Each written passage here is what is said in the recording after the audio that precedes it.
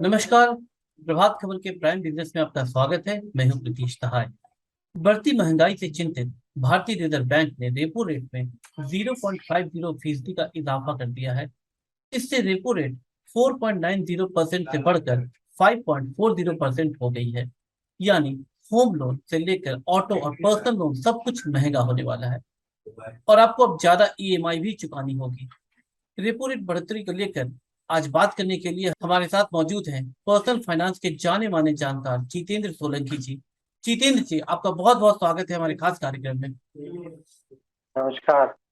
जितेंद्र जी, repo rate बढ़ने से loan महंगे हो जाएंगे, ईएमआई पर इसका क्या प्रभाव पड़ेगा? रेपो रेट बढ़ने से जो लोन की ईएमआई है उसके बढ़ने के पूरे आसार हैं। अगर आप पहले भी देखें तो पिछले एक वर्ष के अंदर आरबीआई ने रेपो रेट काफी बढ़ाया है और उससे जो है ईएमआई जो है वो लोगों की इंक्रीज हुई है। अगर आरबीआई रेपो रेट बढ़ाएगा तो बैंकों के ऊपर भी दबाव आता है अपना जो रेट ऑफ इंटरेस्ट है लोन पर वो बढ़ाने के लिए। तो मेरी राय में कॉमन मैन के लिए जितनी बार आरबीआई रेपो रेट को बढ़ाएगा उतनी बार आपकी लोन की ईएमआई बढ़ने की संभावना रहेगी। आरबीआई ने रेपो रेट बढ़ा दिया है तो क्या इससे पहले से जो लोन चल रहा है उसकी ईएमआई भी बढ़ेगी या इसका असर सिर्फ नए लोन में देखने को मिलेगा? अगर आरबीआई रेपो रेट बढ़ा रहा है तो जो जितनी भी लोन्स चलते हैं चाहे वो एग्जिस्टिंग हो चाहे न्यू हो सभी भी ईएमआई जो है वो इंक्रीज होने की पूरी संभावना रहती है क्योंकि बैंक लोन के ऊपर जो भी ईएमआई बढ़ाते हैं या जो भी रेट ऑफ इंटरेस्ट बढ़ाते हैं उसका असर एग्जिस्टिंग लोन और जो नए ग्राहक जो लोन लेंगे दोनों पर आता है। तो अगर आपकी कोई ईएमआई चल रही है और आप उसमें इंटरेस्ट का भुगतान अगर आप कर रहे हैं तो वो इंटरेस्ट बढ़ने की पूरी संभावना है जिससे कि आपकी ईएमआई बढ़ सकती है। तो ये असर जो है एग्जिस्टिंग लोन बोरोवर्स पर भी।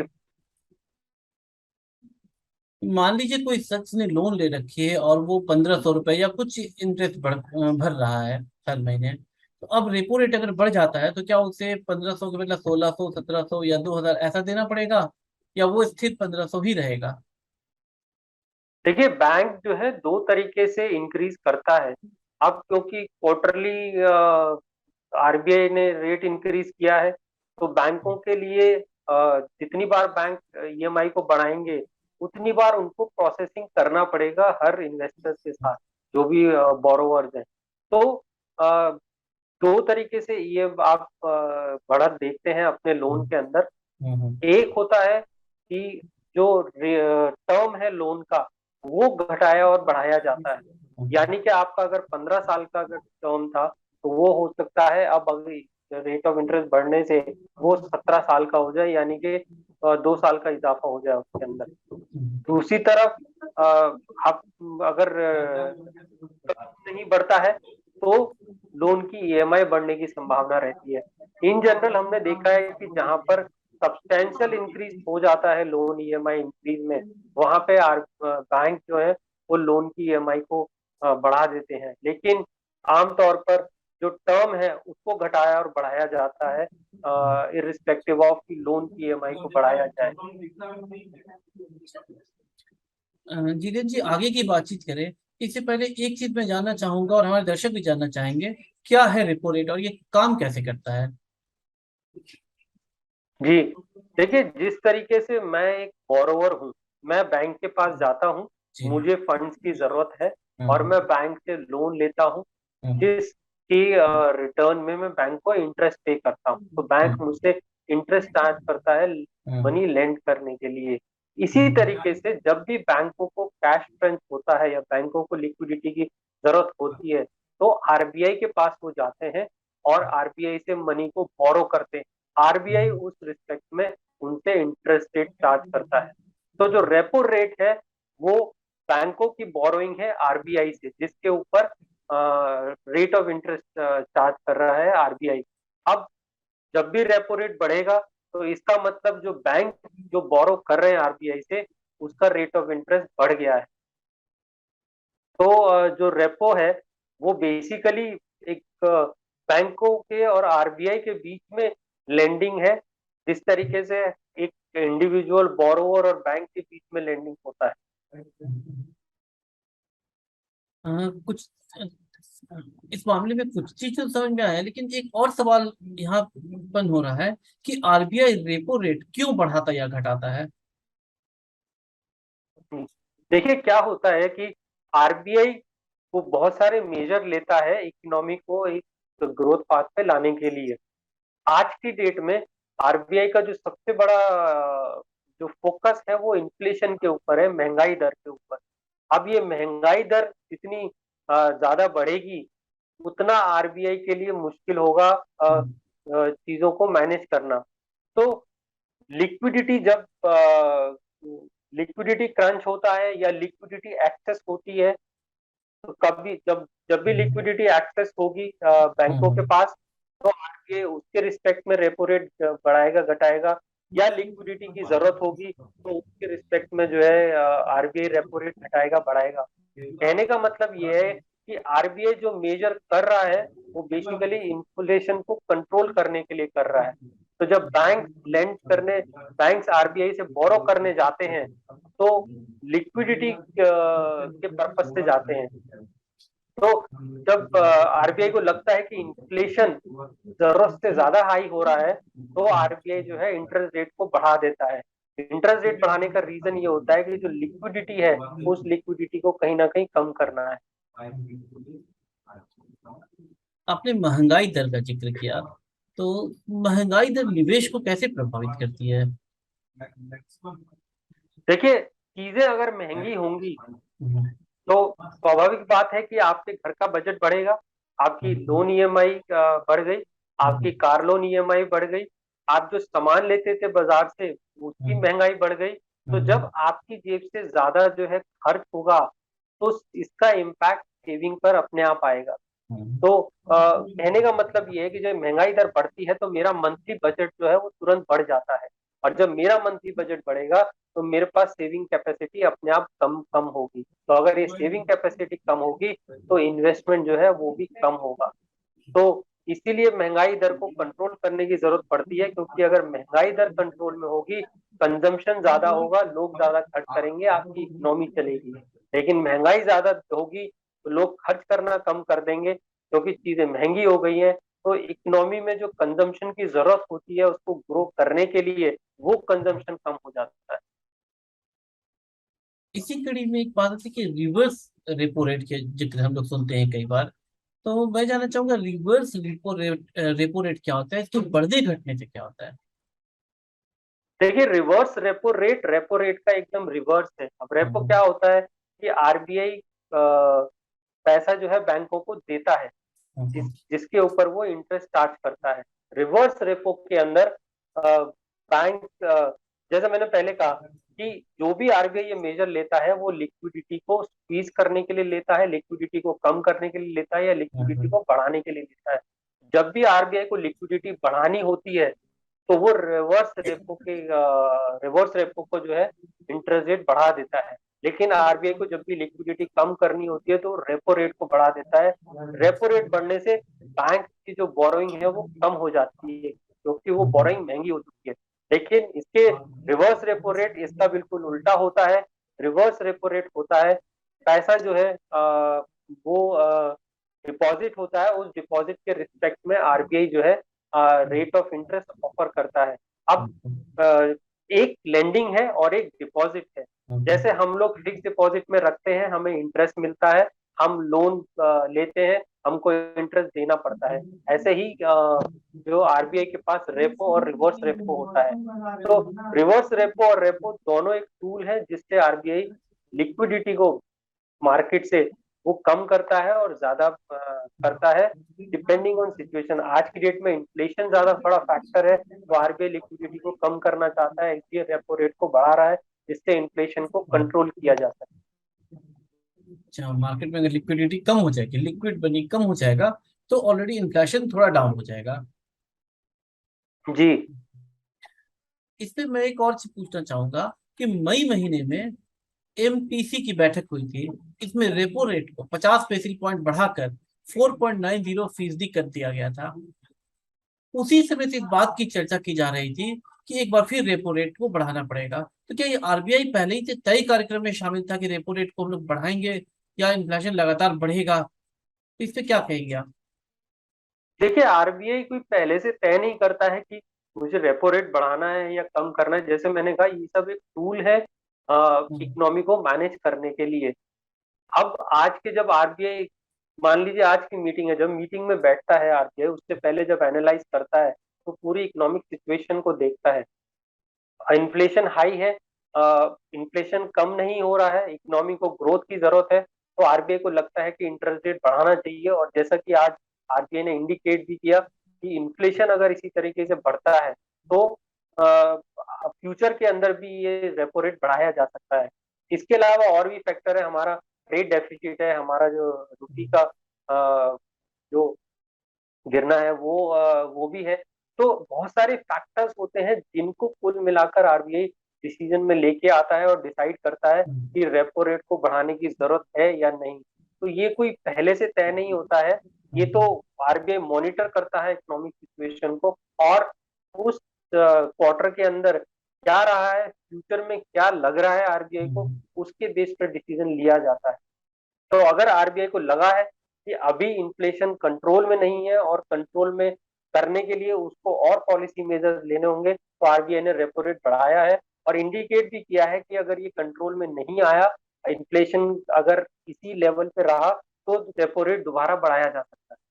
जब इसकी संभावना है कि रेपो रेट एक बार फिर बढ़ सकता है? जी हाँ, इंडिकेशन तो यही दिया है। अगर इन्फ्लेशन जो है कंट्रोल में हम्म, नहीं रहेगा और इकोनॉमी को ग्रोथ की जरूरत पड़ेगी, तो आरबीआई दोबारा से रेपो रेट बढ़ाएगा। हाल के दिनों में अमेरिका ने भी बैंक रेट में इजाफा किया था, बैंक इंटरेस्ट रेट को बढ़ाया था। आरबीआई गवर्नर शक्ति का अंदाज का कहना है कि भारतीय अर्थव्यवस्था वैश्विक आर्थिक स्थिति से काफी प्रभावित हुई है, जिसमें अमेरिका में इंटरेस्ट रेट इजाफा, फेडरल बैंक जो इंटरेस्ट रेट बढ़ाया था उसको लेके, रूस यूक्रेन वॉर और क्राइसिस, सारी चीज शामिल है।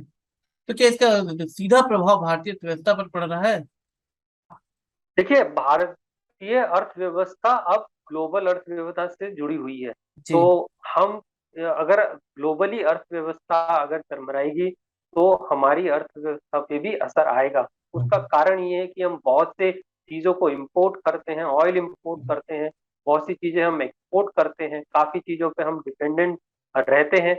अब हमारे यहाँ जो इन्वेस्टर्स, फॉरेन इन्वेस्टर्स पैसा इन्वेस्ट करते हैं, उनका विड्रॉल भी हमारी अर्थव्यवस्था को इम्पैक्ट करता है। तो ग्लोबली जो है, हम लोग, हमारी अर्थव्यवस्था भी इम्पैक्ट करती है अगर ग्लोबली इम्पैक्ट करेगा। फॉर एग्जाम्पल, हम यूएसए की बात करते हैं, तो USA investors, foreign institutional investors India में इन्वेस्ट करते हैं। अब अगर यूएस इंटरेस्ट रेट बढ़ाता है, तो वहां के जो डिपॉजिट रेट्स हैं वो अट्रैक्टिव हो जाते हैं। तो अगर वो अट्रैक्टिव होंगे, तो एफआईआई जो है यहाँ से पैसा निकाल के वापस यूएस में इन्वेस्ट करेगा। तो यानी कि हमारे यहाँ पे इन्वेस्टमेंट में जो है इम्पैक्ट आएगा। तो आज के दौर में जहां हम ग्लोबली अलाइंड हैं दूसरी अर्थव्यवस्था से, तो ग्लोबली अगर कुछ भी इम्पैक्ट होगा, तो उसका इम्पैक्ट हमारी अर्थव्यवस्था पे जरूर आएगा। जिस तरह से चीन और ताइवान के बीच कशमकश चल रही है, एक तरह से खींचतान चल रही है, युद्ध के आसार नजर आ रहे हैं, तो वो भी अर्थव्यवस्था के लिए घातक होगा, यदि आने वाले समय में मुश्किल बढ़ सकती है भारतीय अर्थव्यवस्था के लिए भी। देखिए, कोई भी वॉर है, अगर कोई वॉर जैसी सिचुएशन आती है या यूएस यूक्रेन का अगर रिपीटिशन होता है चाइना ताइवान में, या कोई और परिस्थिति आती है, तो निश्चित तौर पर अर्थव्यवस्था पे उसका असर होगा। क्योंकि उसका असर हमने जैसे रशिया और यूक्रेन वॉर में देखा है कि ट्रेड्स पर बहुत ज्यादा असर होता है, ऑयल पे काफी असर हुआ, इंपोर्ट हमारा इम्पैक्ट हुआ, चीजें महंगी हुई, महंगाई दर बढ़ी है।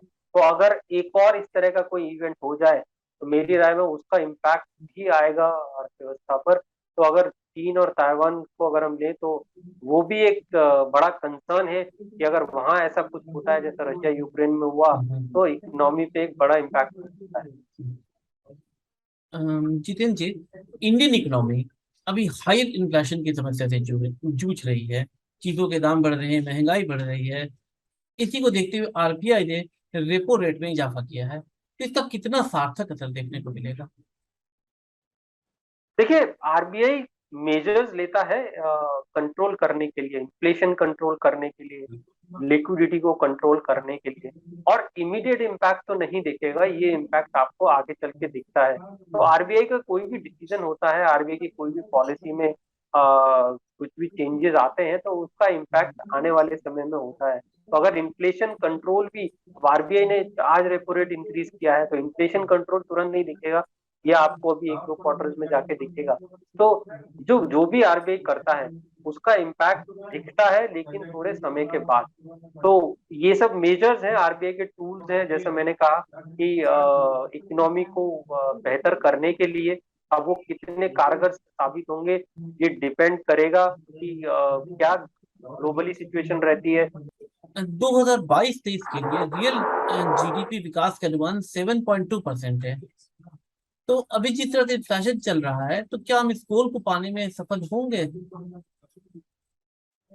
देखिए, हालांकि आरबीआई कंट्रोल कर रहा है, आरबीआई मेजर ले रहा है, और हम अगर इस चीज को इम्पैक्ट अगर होता है उसका और हम कंट्रोल करते हैं तो ग्रोथ की तरफ हम जा सकते हैं। लेकिन 7.2% की ग्रोथ क्या हम रिकॉर्ड करेंगे, तो बहुत कुछ डिपेंड करेगा कि हमारी इकोनॉमी अभी आने वाले समय में कैसे काम करती है, ग्लोबली क्या फैक्टर्स रहते हैं, हमारा इम्पैक्ट कितना बड़ा होता है उन सब का, तो उस पर बहुत कुछ डिपेंड करेगा। तो मेरी राय में काफी एग्रेसिव स्टैंड है आरबीआई का, और आरबीआई एग्रेसिव स्टैंड कंटिन्यू करेगा।